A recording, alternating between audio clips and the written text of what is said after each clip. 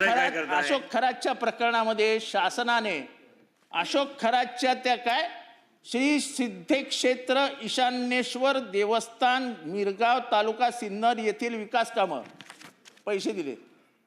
ह्या अशोक खरातला वाचवण्यासाठी अशोक खरातने जो पहिला खून केला तो बाळू तुपे नावाच्या पत्रकाराचा केला। ते साल होतं 2007 साली। नाशिकमध्ये अतिशय शांतपणाने ही सगळी चर्चा चालू होती की असा खून झाला, पण तेव्हा कोणी ह्याच्यावर हे घेतलं नाही, गांभीर्याने दखल घेतली नाही। सकाळमध्ये ह्याच्यावर चर्चा झाली, सकाळमध्ये 10 सातत्याने लेख लिहून आले।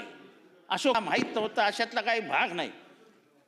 पण मग अध्यक्ष महोदय, एकीकडे पोलीस चांगला तपास करतायत, त्यांचं कौतुक करायला हवं, पण पोलिसांनी हा इंटेलिजन्स फेलियर आहे की नाही अध्यक्ष महोदय?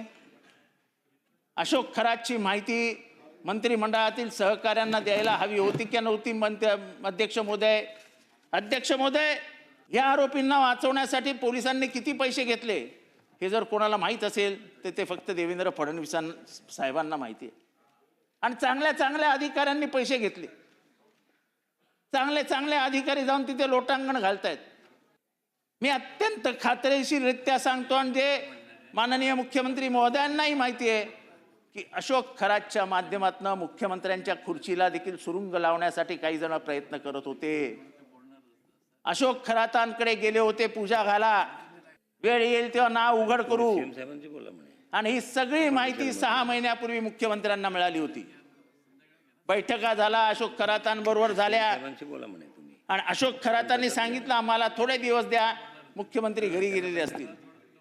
अशा प्रकारच्या नितीन राऊतला द्यायला जर पूजा, एका पक्षाचा अशा प्रकारच्या जादूला जर आपण राजमान्यता देणार असू, सरकारी पैसा देणार असू, तिथे कमानी बांधल्या गेल्या, टाक्या बांधल्या गेल्या सरकारी पैशातनं, एवढा कोण मोठा अशोक खरात?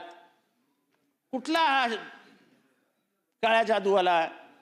पण वाईट ह्या गोष्टीचं वाटतं, या तुकारामाच्या महाराष्ट्रामध्ये, ज्ञानेश्वराच्या महाराष्ट्रामध्ये, या शिवरायांच्या महाराष्ट्रामध्ये आपण काळ्या जादूला इतकी मान्यता द्यायला लागलो की राजकारणात काळ्या जादूनी काहीही होऊ शकतं असं समस्त आमदारांना वाटायला लागलं। 38 आमदारांची लिस्ट आहे, त्याच्याकडे जाणाऱ्या करंगळ्या कापणाऱ्या।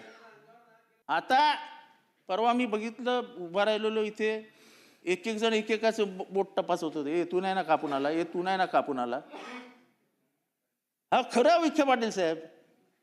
म्हणजे मी तुमचंही बोट तपासणार आहे कालांतराने?